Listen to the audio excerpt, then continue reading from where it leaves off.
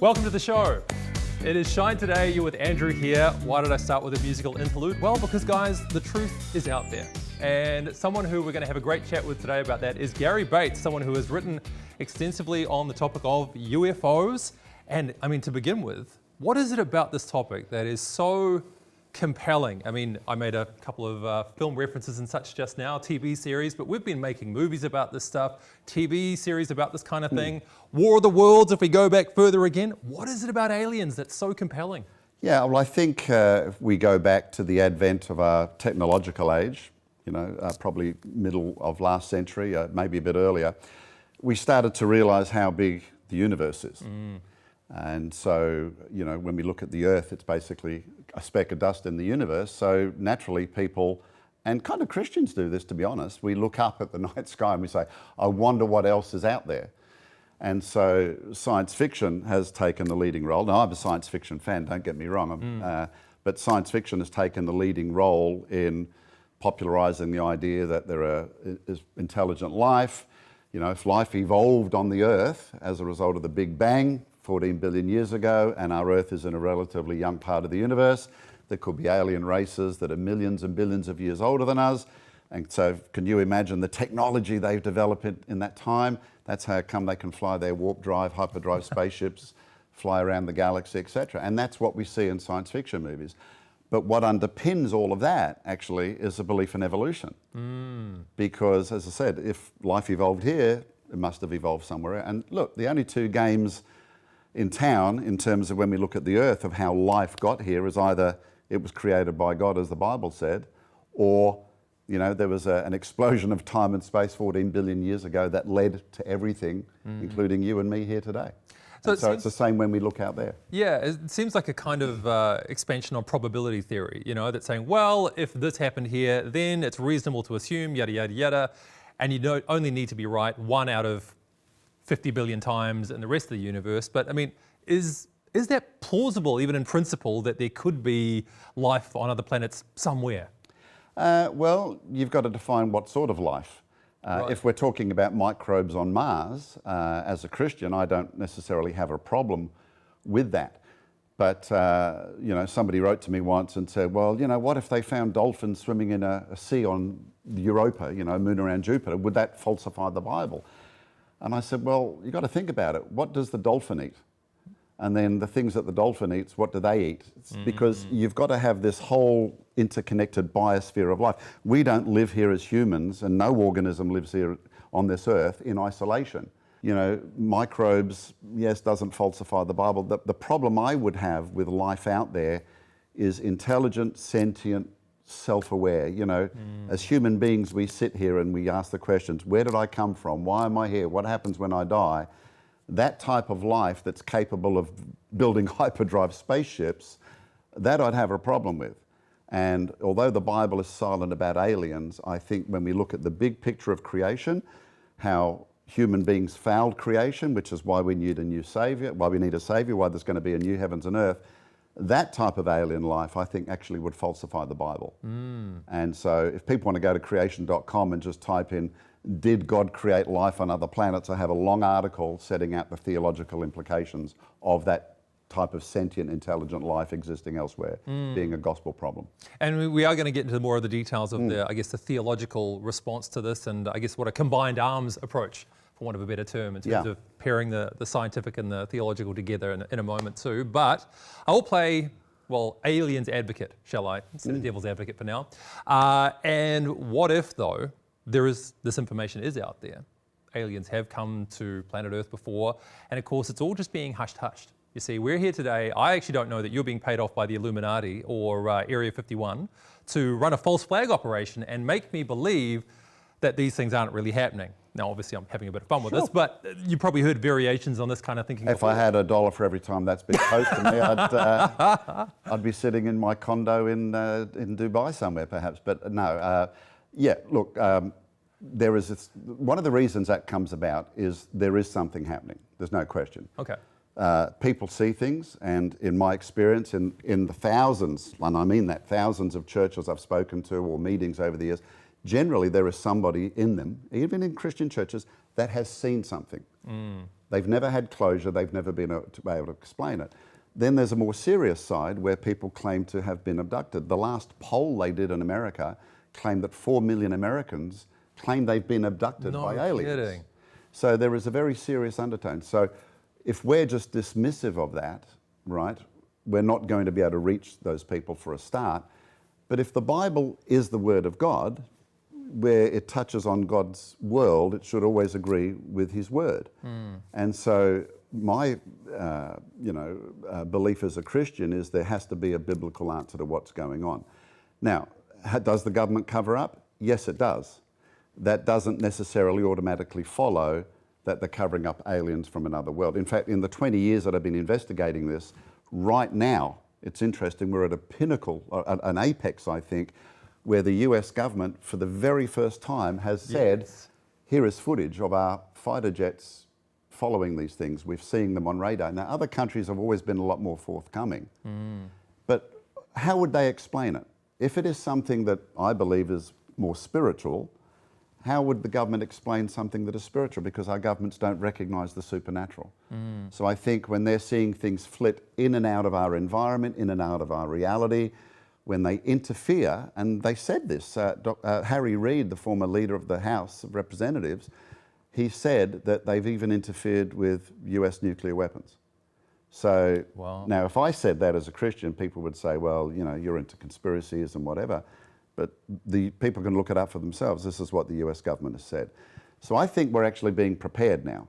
I think we're at a time where people are being desensitized in a way to the idea of aliens visiting us, etc., and being prepared for some announcement. Now, I would always vehemently disagree that we're dealing with beings coming from another planet. It's impossible for them to get here.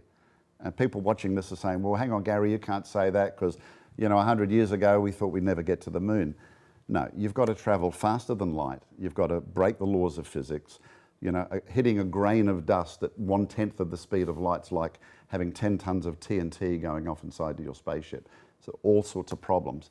So I think that the spiritual phenomena that we're seeing, which is a very small part of the UFO phenomenon, will probably be explained away as extraterrestrial visitation. So we need to be prepared as Christians. Yeah, well, why don't we dive in on that a little bit then too? Because I think, you know, that point about we see things in the world that we don't understand. And I mean, this is true of all of human history, that we've seen certain things that we don't understand and attributed them to stuff, all sorts of things, whether it was, you know, maybe other deities in more primitive cultures or superstitions or whatever it might be. Even so, what is it then that people are seeing when, as you say, there's these reports of encounters with aliens or other beings or however you'd want to describe it? What are people seeing? Well, what we're seeing is cultural appropriation by spiritual entities, because you mentioned the historical aspects. That's very important. In the movie, we actually showed, for example, Alexander the Great noted there were flying shields that buzzed his army. American Indians have stories of flying canoes with people on board, etc. So the question modern researchers like myself have to ask is, were they literally seeing flying canoes, or was it some advanced technology that they're interpreting according to the understanding of their day? In 1896, 1898, the US underwent this airship wave where they were kind of blimps and balloons, which was a forerunner of technology to come. So people have been seeing them throughout history. And what we see in the UFO phenomenon is parallels of experiences that people have had throughout time. Stories of fairies, elves. There are great parallels in the things that people are told and the experiences they have. Concepts of what we call missing time. They have an experience with a fairy, hours have gone past, then they wake up and they can't recall what's happened during those missing hours. That's common in the UFO experience as well. So what we're seeing, I believe, with the UFO experience is an age-old spiritual phenomenon dressed up in a more technological guise. So let's face it, Andrew, if a little entity stood at the bottom of your bed in the middle of the night and said, well, I'm a fairy. Right. Well, that'd be ridiculous. That's myth and legend. Sure. But if that little being said, I'm from the Pleiades, or from, Planet Orion. Zergon 5. Yeah, and with cultural beliefs, science fiction, evolution, Sure. you are more likely to believe something like that. And it is mainstream. I mean, surveys show that in fact, there's an article on our website that a US poll that CNN conducted that showed that 70% of Americans believe that aliens have visited our Earth or are currently visiting our Earth. Now, 70%. Yeah. So that must include a lot of Christians who believe that Oh, too. absolutely. Yeah. And when we were talking as well a little before we started, what fascinated me, or one of the many things, is that your interpretation of these things, I think, does combine, I suppose, a lot of schools of wisdom about what could be behind some of this, insofar as we have the, I guess, those who have a purely naturalistic point of view that say, well, it would be this. Those who interpret it purely spiritually. There are those who would interpret it, say, purely as a psychological hallucination or manifestation like that. So how do you kind of combine those schools of thought together? Well, I've kind of mentioned the spiritual aspects, and I don't want people to think that, I'm a typical Christian that's going to demonize and spiritualize everything, because there's only a very, very small percentage that we can do that. So what I usually do, and I have an article on this, is I take the skeptical approach. I might take a more naturalistic and skeptical view that says, okay, let's look for a naturalistic explanation. Now, for example, you're just going to find this hard to believe, but the most common mistaken UFO is the planet Venus. Right. No, Now, I believe that. It sits early up in the night sky. It doesn't twinkle. It looks like a ball, but it's lay people that look at it. And again, today, because of this cultural indoctrination, it might be a UFO. Right. And UFO doesn't mean, an unidentified flying object. It means it might be a spaceship piloted by aliens. So that's how we tend to interpret things. So I would take a skeptical view and only go to the spiritual when the evidence demands it. In the movie, we've got some scenes from a Washington Press Club conference where 80 Air Force officers got up and gave testimony of saying, we saw these things fly at thousands of miles per hour. Our aircraft can't do that. Yeah. Do right angle turns without slowing down, etc. So they have a lot more to lose than to gain by coming up with these stories. And then when you talk about the abductees, there's a pattern. It's called the classic abduction syndrome. If you had some sort of medical condition, you go to the doctor and you say, well, I'm experiencing this. Right. We do the same with this. So it's very easy to determine somebody who's talking psychological, making up stories, lies, etc., from people that have genuine experiences. And in fact, a gentleman by the name of Dr. John Mack, former professor of Harvard Medical School, we've got some scenes of him being interviewed on Oprah, and he says, I can tell you as a medical practitioner, as a professor, these people are undergoing real experience because of the post-traumatic stress symptoms that they suffer. Wow. But he was a non-believer. Right. So again, he has to interpret it within the lens of his worldview. But interestingly, later, that non-believer, we have him interviewed elsewhere, where he says we are dealing with something spiritual, and we are dealing with beings that come from another realm or dimension. Well, hang on, that's right in the Christian wheelhouse, isn't it?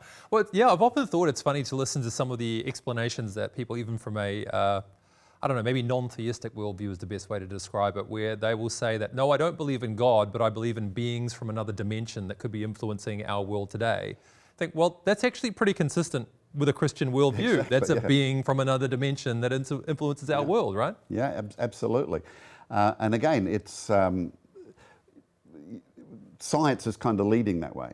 So, we mainly deal with the creation evolution issue at Creation Ministries International. Darwin, he knew nothing about the complexity of the cell. Sure. In 1953, Francis Crick and Watson discovered the DNA molecule. I wrote an article in 2003 to celebrate the 50th anniversary.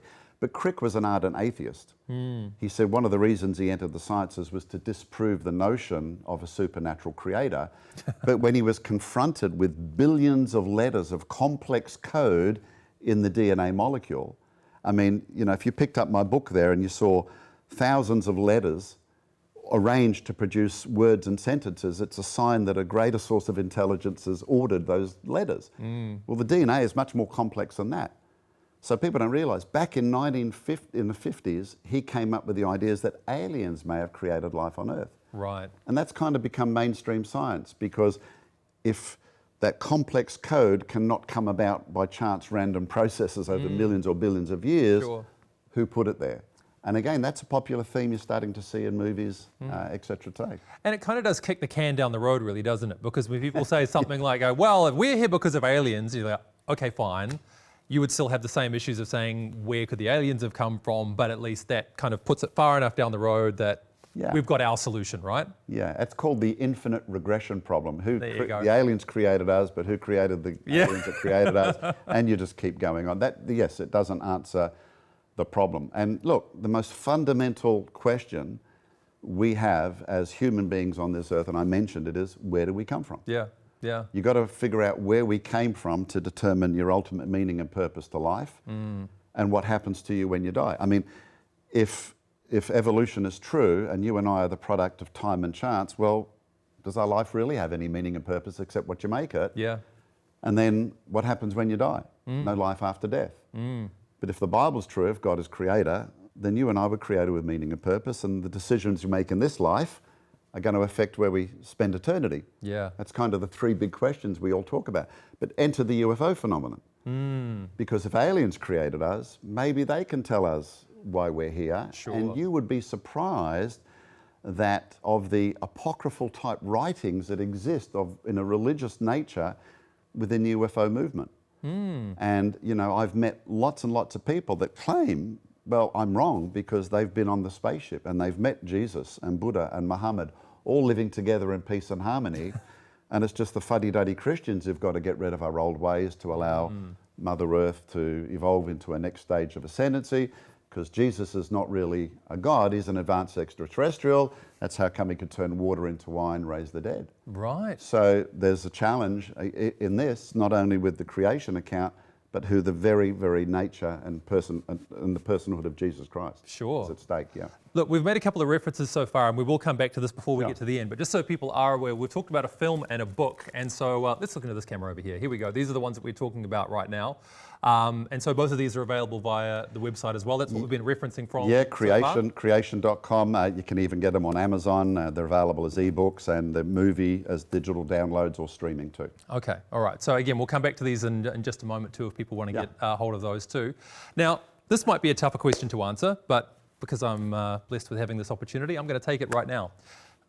Why would aliens be doing this kind of stuff anyway? Like, can we think to anything in terms of motive, or what is the story behind this? When we're saying aliens are turning up and their whole purpose in life is to fly around in weird patterns and abduct strange people in the Appalachian Trail, I mean, the purpose, the objective of this kind of thing seems so random and purposeless. Is there anything that we can infer from that? You've hit the nail on the head. Why would aliens do that? Yeah. So, there's about 150 UFO sightings every day. Yeah. Now, over 90% can always be explained as naturalistic phenomena, but there's always a small percentage that defy naturalistic explanation. Sure. But here's the thing.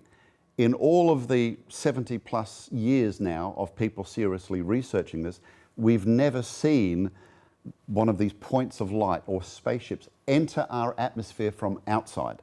Whenever they appear, they're here. They appear and they disappear. And then when you look at the size of the universe, at the size of our galaxy, I mean, our galaxy is 100,000 light years across. Travel at 300,000 miles per second, Andrew, and it takes you 100,000 years to cross our galaxy. There's no way they can get here. It's not a matter of advanced technology. So when they do come here, if they have managed to get here and they've taken all that time and effort, why do they stealthily abduct people in the middle of the night? Why don't they tell us about their true intentions? Why do they mention the personhood of Jesus? The most common name we hear from abductees being mentioned to them. Yes. So clearly it is not aliens, right? It's a deception, right? And I'm only talking about the small percentage. Sure. That is designed to alter a person's worldview, designed to change their views about how we got here, what's their meaning and purpose in life. And again, even the secular researchers have shown that people that have these experiences tend to be evangelists for their cause. But I just want to urge a caution to Christians, because in fact it was right here, and the very last time I visited New Zealand, I was speaking in a church and a well-dressed middle-aged man came up, and I wasn't even speaking about aliens, but he knew who I was. Okay. And he came up and he said, well, you're wrong. And I said, well, wrong about what? And of course, I knew where he was going by now.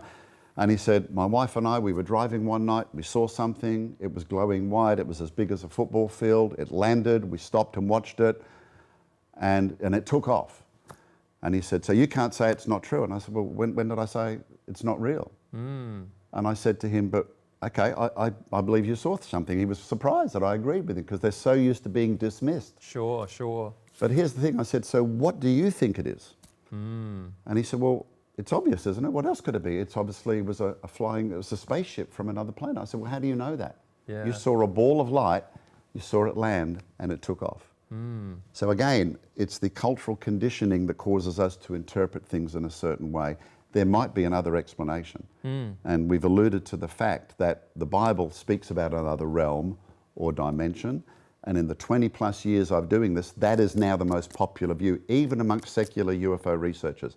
It's not coming to us from a galaxy far, far away. It's here, and it flits in and out of our realm and dimension. So something called the extra dimensional hypothesis or the interdimensional hypothesis is the most popular view now. And in fact, I think there's some wisdom in the way you're having those conversations too that we could probably apply across our wide interactions as Christians. But I'd love to hear some more about how we then have these conversations with people, because as you've mentioned there, maybe those who don't believe or are incredulous about it, we tend to, push back, say, this, that's ridiculous. No, I'm even more sure. No, you're an idiot. We go back and forth and we get nowhere. Yet if we're going to have more constructive or enlightened conversations around this, how do we do that? How do we lay a foundation for those kind of conversations? If I could say, not to be patronizing, that's very discerning from you, because I wish lots of people took that view, because I think as Christians, we believe we have the truth. Sure. So we're always very, very keen to tell people what they need to hear. Yeah. And particularly for myself, obviously in the Creation Ministries International, we've dealt with thousands of questions. And I've had to learn myself over the years, I've got answers to these questions, but when I meet someone that's had these experiences, I often say there's three things you need to do. You need to listen, and you need to listen. Yeah. Because if someone's had one of these experiences, it's not something you can talk around the water cooler at work the next day. Yeah. They're marginalised. And one of the things that very surprised me greatly is when I started talking on this subject, and I'd start to see people, sitting in the corner of a church by themselves. They've just come out to hear what this Christian's got to say about it. And they would come up to me and they'd say, it was exactly like you said. Wow. So immediately that's created a bond of empathy, because they now understand that I understand what they've gone through. Yeah. And so I think that's one of the most important things to do, is to listen to people's experiences. Don't deny the experience. The experience can be real. The Bible is full of deceptive spiritual experiences that people can have, false gods, false deities. But it's when we talk through the nature of the experience, what they're told, because they're often given messages and tasks, that's where you can unpick it. Because clearly the enemy, Satan, can't get his stories right. And there's a massive inconsistency with the stories they're told. And if we just say, look, let me tell you what's happening to you here, it's demonic. Yeah. Well, that's not a satisfactory answer. No.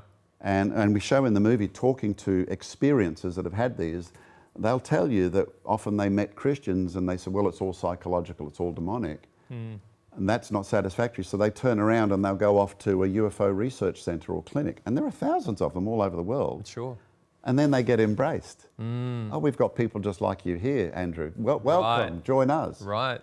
And then they're very, very hard to reach, because once you mix with people that have had similar experiences, it validates what's happened to you. Well, we have similar stories, don't we, with people who even have, say, I don't know, drug and alcohol problems, or even, difficult childhoods, and people want to say, oh, you've been through this horrible thing, I will give you the one thing that will fix it. And someone's like, well, that doesn't make me feel heard or safe here. And I suppose it speaks to a wider question of, as a church, how are we to respond to this kind of thing? I think we've shared a few insights here too, maybe on a one-to-one basis, but as a body of people, how should we be interpreting this kind of thing, and how should we be responding? Sure, well, let me hold that up. Here we go. Get equipped. That's what our ministry deals with. Yeah. We answer questions that people have, and one of the reasons I delved into this area, and I'm one of very few Christians in the world that does it, certainly the only one in our ministry, is because I realized that particularly young people today, and even my generation, I'm 60, so